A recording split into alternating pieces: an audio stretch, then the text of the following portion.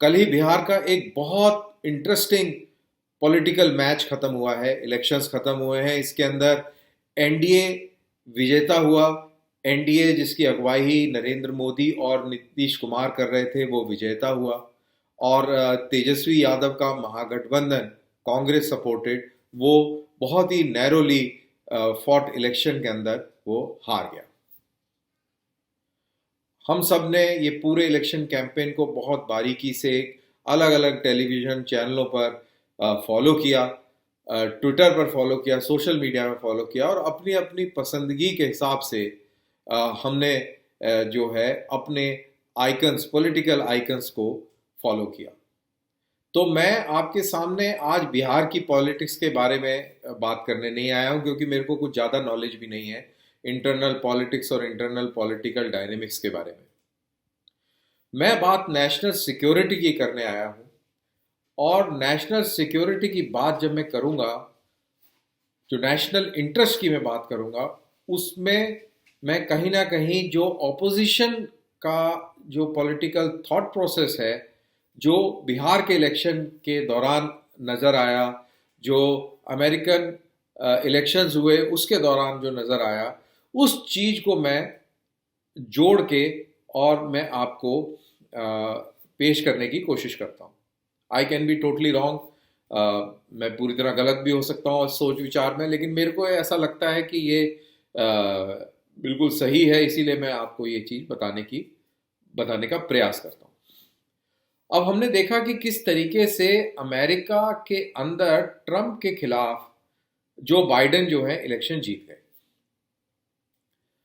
और Joe Biden America में election जीते, उसके चलते जो हिंदुस्तान के अंदर लेफ्ट लिबरल लोग हैं, लिबरल उदारवादी, तो जो लेफ्ट लिबरल लोग हैं, वैसे वो लिबरल नहीं है, उदारवादी बिल्कुल नहीं है, और उनसे ज़्यादा कट्टर आपको कहीं नहीं मिलेगा हिंदुस्तान के अंदर। तो उन लोगों का जो थॉट प्रोसेस था, उन लोगों के अंदर जो खुशी की लहर दौड़ गई, और जिस तरीके से उन्होंने नैरेटिव सेट करने की कोशिश करी, उन्होंने कहा कि अब सिर फिरे लोगों का समय लद गया।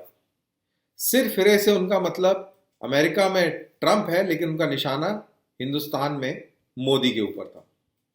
मोदी को वो सिरफिरा मानते हैं, मोदी को वो फांसीवादी मानते हैं, मोदी को वो अलोकतांत्रिक मानते हैं, और मोदी को बेसिकली एंटी डेमोक्रेटिक रिप्रेजेंटेटिव मानते हैं, जो फार राइट है, राइट विंग है, हिंदू नेशनलिस्ट है। और उसकी वजह से मुसलमान जो है हिंदुस्तान के अंदर बहुत त्रस्त है, दुखी है। मोदी हिंदुस्तान के अंदर सीएए लेके आया, और उसके चलते वो एक बहुत ही डिविनाइज्ड कैरेक्टर है। वेल, उसके कारण तो और अलग है, ये नहीं है, बट ये पेश किया जाता है, पैकेज किया जाता है। अब ये जो थॉट प्रोसेस है कि ट्रंप अगर वहां पे जीत गया है तो जितने भी राइट विंगर्स हैं, सॉरी, ट्रंप अगर वहां हार गया है तो जितने भी राइट विंगर्स हैं दुनिया में, उनका टाइम लग गया है। न्यूजीलैंड में एक इलेक्शन हुआ था, उसके अंदर भी लेफ्ट लीनिंग पार्टी विजयी हुई। तब से उनकी जो एनर्जीज हैं, जो हमारे मुल्क के अंदर जो लेफ्टिस्ट लोग हैं, इस्लामो लेफ्टिस्ट एंड लिबरल्स, उनकी जो हौसला काफ़ी बढ़ा हुआ था। और ट्रंप की हार के बाद उनका हौसला सातवें आसमान पर चला गया। वो ये चाहते हैं कि यूनाइटेड किंगडम से बोरिस जॉनसन हट जाएं, शिंजो आबे हेल्थ रीजन से चले ही गए हैं, और हिंदुस्तान से भी किसी तरह से नरेंद्र मोदी से छुटकारा मिले, और फिर से वो खुशहाली वाले दिन वापस लौट आए, खुशहाली वाले उनके लिए। तो अब इसको हम नेशनल सिक्योरिटी और नेशनल इंटरेस्ट के साथ हम इसको कैसे देखते हैं। अब मैं तो नेशनलिस्ट हूं, तो मेरा देखने का नजरिया अलग है। अब ट्रंप सिरफिरा था, पागल था, फांसीवादी था, जो भी था, अमेरिका का राष्ट्रपति था, और अमेरिका के राष्ट्रपति हिंदुस्तान के लिए अच्छा शब्द बोलते थे, अच्छी बात करते थे, और ये कहते थे कि हिंदुस्तान जो है और नरेंद्र मोदी जो है वो मेरा सबसे प्रिय मित्र है। अब यही तकलीफ थी लोगों को इसीलिए हिंदुस्तान के ये जो लेफ्टिस्ट, इस्लामो लेफ्टिस्ट लिबरल लोग हैं, इन्होंने इसका जश्न मनाया कि ट्रंप हार गया, क्योंकि ट्रंप मोदी का बेस्ट फ्रेंड है। तो ट्रंप हार गया मतलब कि मोदी हार गया। अब इन महान लोगों से ये कोई सवाल पूछे कि हमें अपना इंटरेस्ट ज्यादा प्रिय है, देश ज्यादा बड़ा है या इंसान ज्यादा बड़ा है? मोदी कोई बड़ा नहीं है। मोदी एक नॉर्मल इंसान है जो कि प्रधानमंत्री है। और हमारे लिए देश बड़ा है। अगर दुनिया की इकलौती सुपर पावर हिंदुस्तान के प्रधानमंत्री के साथ अच्छे रिलेशंस में है, हिंदुस्तान के साथ अच्छे रिलेशंस में है, तो as a good nationalist, as a patriotic देशवासी, हमें क्या चाहना चाहिए? हमें यही चाहना चाहिए ना कि हमारे हितों की जो रक्षा करने वाला व्यक्ति है वही अमेरिका का राष्ट्रपति बने। हम तो नहीं चाहेंगे कि ऐसा राष्ट्रपति बने जो हमारे हितों के बरखिलाफ जाए, लेकिन ऐसा नहीं है। हमारे जो इस्लामो लेफ्टिस्ट लिबरल्स जो हैं वो यही चाहते थे और यही इसी बात की खुशी मना रहे थे कि ट्रंप हार गया। उनको इससे कोई मतलब नहीं था कि जो बाइडेन शायद शायद हिंदुस्तान के प्रति उस तरीके की का सहानुभूतिक रवैया ना रखें, दोस्ताना रवैया ना रखें जो ट्रंप ने रखा था। लेकिन इन लोगों के लिए हिंदुस्तान परे है। इन लोगों के लिए व्यक्ति ज़्यादा इम्पॉर्टेंट है। और व्यक्ति कौन सा इम्पॉर्टेंट है? आप समझ सकते हैं कि कौन से व्यक्ति की बात हो रही है, कौन सी पार्टी की बात हो रही है। ये वो लोग हैं जो पाकिस्तान में जाके कहते हैं कि हमें नरेंद्र मोदी को हटाना है, नरेंद्र मोदी फांसीवादी है। ये वो लोग हैं जो सिर्फ अपने परिवार के बारे में सोचते हैं, परिवार के दायरे से बाहर नहीं देखते।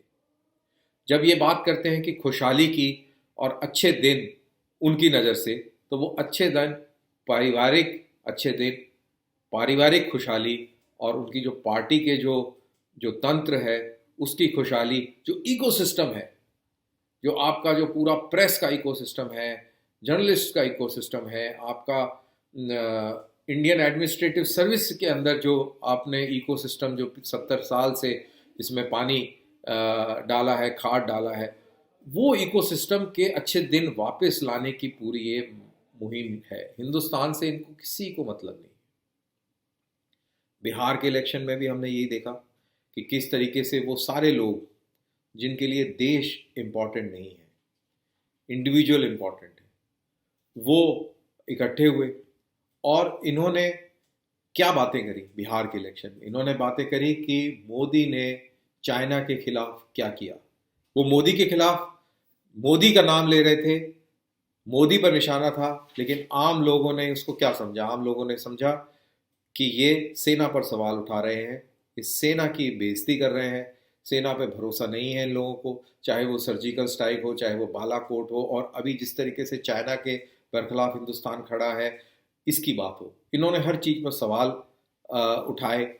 इन्होंने मोदी का मजाक उड़ाने के लिए देश का मजाक उड़वाया और इन्होंने हर चीज़ को बिल्कुल ट्रिविलाइज कर दिया। ये लोगों को, मेरे ख्याल से ये भी एक बहुत इंपॉर्टेंट फैक्टर रहा होगा शायद बिहार के इलेक्शन में, कि जो लोगों को पसंद नहीं आया।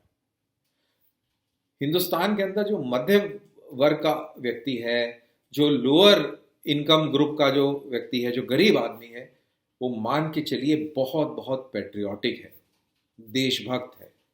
जो देशभक्त नहीं है वो लोग एलीट लोग हैं जिनकी पूरा जीवन और पूरा मुद्दा सिर्फ पैसे कमाने के ऊपर है। मैं उन एलीट लोगों की बात कर रहा हूँ, चाहे वो पॉलिटिशियंस हों, चाहे वो बड़े बड़े बिजनेसमैन हो, चाहे वो माल्या हो, चाहे वो चौकसी हो, या चाहे वो कोई भी हो, जिनका सिर्फ मुद्दा पैसा पैसा पैसा पैसा है और उनको देश वेश से कोई लेना देना नहीं है।